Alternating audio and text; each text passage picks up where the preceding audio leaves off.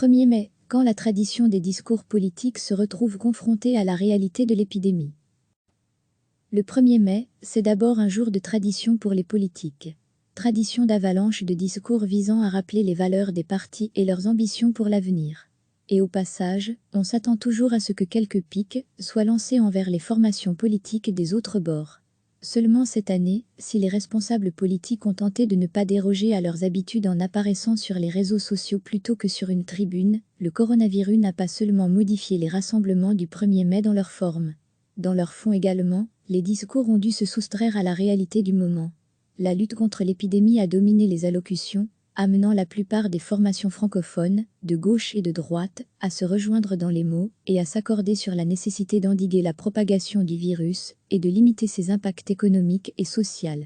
Mais si une cohésion entre les différents messages entendus est bien, ce qui transparaît dans la majorité des discours de ce 1er mai, la confiance accordée par les partis francophones au gouvernement reste, néanmoins, plus fragile que jamais. Dans son discours, le président du PS, Paul Magnette, a appelé au changement, à un autre monde basé sur l'instinct de solidarité. Du côté du MR, l'heure est aussi au renouvellement et même à la remise en question de certains maillons du système politique. Son président, Georges-Louis Bouchez, a expliqué que son parti travaille à l'élaboration d'un pacte pour une société nouvelle, qui doit englober l'ensemble des entités fédérées et le pouvoir fédéral, tout en spécifiant plaider pour une réduction du nombre de ministres responsables des questions de santé au sud du pays. Pour son 1er mai, Écolo a lui aussi axé une bonne partie de son message sur la gestion de la crise et de l'après-crise. Les écologistes, en présence de leurs deux coprésidents Jean-Marc Nollet et Raja Mawan, ont choisi d'organiser une table ronde en ligne sur Facebook sur le thème des femmes et des soins de santé. Dernier à avoir organisé un rassemblement virtuel côté francophone, le PTB. Si le parti plaide aussi pour un modèle post-corona, son chef de file à la Chambre, Raoul Debout, n'a quant à lui pas épargné le gouvernement lors de son discours.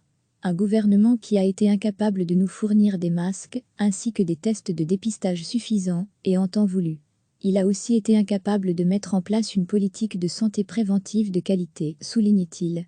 À noter que ce parti est le seul côté francophone à ne pas avoir accordé sa confiance au gouvernement Wilmay II, ce qui explique sans doute ce ton plus virulent.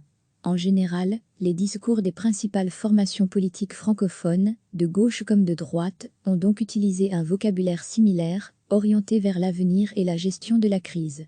Un sujet imposé par ces temps compliqués et que les politiques ont prononcé, hormis le PTB, sans trop donc s'égratigner les uns les autres. Mais avec une simple phrase, Paul Magnette nous rappelle que l'heure du changement ne signifie pas forcément l'heure des rapprochements des formations politiques de gauche et de droite. Alors que le PS est tout de même allié du MR, dans le gouvernement wallon et a, comme Écolo Défi, où le CDH accordait sa confiance au gouvernement fédéral, Paul Magnette annonce que le monde d'après ne peut être la réplique du monde d'avant. Le temps des compromis mous et fades est révolu, a lancé pour sa part le secrétaire général de Solidari, Jean-Pascal Labille, appelant à la convergence des luttes et à la rupture, avec un capitalisme aveugle, qui a mené à la faillite d'un système. Dans les rangs socialistes, certains aimeraient que la question de la confiance accordée au gouvernement soit déjà posée en juin plutôt qu'en septembre. Le temps des comptes à rendre viendra après, avait aussi déclaré la semaine dernière Ahmed Lahawej, chef de file PS à la Chambre. Si le coronavirus a réussi à réunir politiquement des partis de gauche et de droite, ce rapprochement n'est donc qu'éphémère. La question de la formation du nouveau gouvernement se posera bientôt, un temps qui s'annonce agité. En cette fête du travail, ce n'est donc pas parce que les formations politiques utilisent un champ lexical similaire qu'à l'avenir, elles deviendront partenaires. Recevez chaque matin l'essentiel de l'actualité. Le 1er mai, c'est d'abord un jour de tradition pour les politiques. Tradition d'avalanche de discours visant à rappeler les valeurs des partis et leurs ambitions pour l'avenir. Et au passage, on s'attend toujours à ce que quelques piques soient lancés envers les formations politiques des autres bords. Seulement cette année, si les responsables politiques ont tenté de ne pas déroger à leurs habitudes en apparaissant sur les réseaux sociaux plutôt que sur une tribune, le coronavirus n'a pas seulement modifié les rassemblements du 1er mai dans leur forme. Dans leur fond également, les discours ont dû se soustraire à la réalité du moment.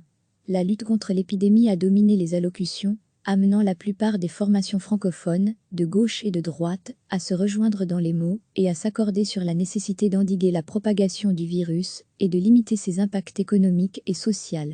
Mais si une cohésion entre les différents messages entendus est bien, ce qui transparaît dans la majorité des discours de ce 1er mai, la confiance accordée par les partis francophones au gouvernement reste, néanmoins, plus fragile que jamais. Dans son discours, le président du PS, Paul Magnette, a appelé au changement, à un autre monde basé sur l'instinct de solidarité. Du côté du MR, l'heure est aussi au renouvellement et même à la remise en question de certains maillons du système politique. Son président, Georges-Louis Bouchez, a expliqué que son parti travaille à l'élaboration d'un pacte pour une société nouvelle, qui doit englober l'ensemble des entités fédérées et le pouvoir fédéral, tout en spécifiant plaider pour une réduction du nombre de ministres responsables des questions de santé au sud du pays. Pour son 1er mai, Écolo a lui aussi axé une bonne partie de son message sur la gestion de la crise et de l'après-crise. Les écologistes, en présence de leurs deux coprésidents Jean-Marc Nollet et Raja Mawan, ont choisi d'organiser une table ronde en ligne sur Facebook sur le thème des femmes et des soins de santé. Dernier à avoir organisé un rassemblement virtuel côté francophone, le PTB. Si le parti plaide aussi pour un modèle post-corona, son chef de file à la Chambre, Raoul Debout, n'a quant à lui pas épargné le gouvernement lors de son discours. Un gouvernement qui a été incapable de nous fournir des masques, ainsi que des tests de dépistage suffisants, et en temps voulu. Il a aussi été incapable de mettre en place une politique de santé préventive de qualité, souligne-t-il. À noter que ce parti est le seul côté francophone à ne pas avoir accordé sa confiance au gouvernement Wilmay II, ce qui explique sans doute ce ton plus virulent. En général, les discours des principales formations politiques francophones, de gauche comme de droite, ont donc utilisé un vocabulaire similaire, orienté vers l'avenir et la gestion de la crise. Un sujet imposé par ces temps compliqués et que les politiques ont prononcé, hormis le PTB, sans trop donc s'égratigner les uns les autres. Mais avec une simple phrase, Paul Magnette nous rappelle que l'heure du changement ne signifie pas forcément l'heure des rapprochements des formations politiques de gauche et de droite.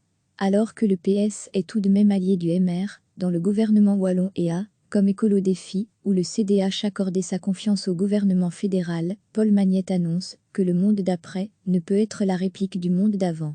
Le temps des compromis mous et fades est révolu, a lancé pour sa part le secrétaire général de Solidari, Jean-Pascal Labille, appelant à la convergence des luttes et à la rupture, avec un capitalisme aveugle, qui a mené à la faillite d'un système. Dans les rangs socialistes, certains aimeraient que la question de la confiance accordée au gouvernement soit déjà posée en juin plutôt qu'en septembre. Le temps des comptes à rendre viendra après, avait aussi déclaré la semaine dernière Ahmed Lahawej, chef de file PS à la Chambre. Si le coronavirus a réussi à réunir politiquement des partis de gauche et de droite, ce rapprochement n'est donc qu'éphémère. La question de la formation du nouveau gouvernement se posera bientôt, un temps qui s'annonce agité. En cette fête du travail, ce n'est donc pas parce que les formations politiques utilisent un champ lexical similaire qu'à l'avenir, elles deviendront partenaires. Cliquez sur s'abonner pour recevoir les dernières nouvelles.